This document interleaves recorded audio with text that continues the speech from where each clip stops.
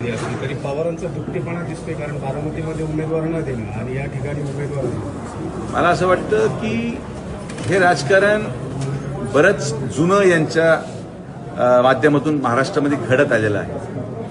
आणि हेच माझं म्हणणं आहे की जर महाविकास आघाडी बारामतीसाठी सगळं करू शकते तर ते राहुरीसाठी का नाही. शेवटी दोन्हीही परिस्थित्या एक समान होत्या.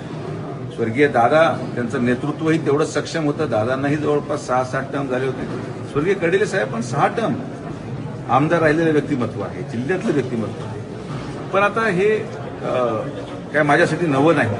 अशा प्रकारचं राजकारण, अशा प्रकारचं षडयंत्र हे आमच्या परिवाराने अनेक वर्ष पत्कारलेलं आहे. आणि माननीय मुख्यमंत्री महोदयांच्या नेतृत्वाखाली आम्ही सक्षम आहोत की जरी महाविकास आघाडीने राज्यस्तरावर 2 वेगळ्या भूमिका घेतल्या असतील तरी आता त्या गोष्टी मागे ठेवून आम्हाला पुढे जाऊन आमच्या उमेदवारासाठी ताकद लावायची आहे. म्हणली होती की ही निवडणूक आम्ही उमेदवार देणार आणि लढणारच. नाही, आता महाविकास आघाडीमध्ये त्यांनी उमेदवारी निश्चित केली, त्यांनी ते उमेदवार दिलेले आहेत. मला असं वाटतं की प्रत्येक उमेदवार आपल्या आपल्या दृष्टिकोनातून सक्षम असतो. कोणालाही आपण कमी आलेखत नाही. निवडणुकीसारखी करावी लागते.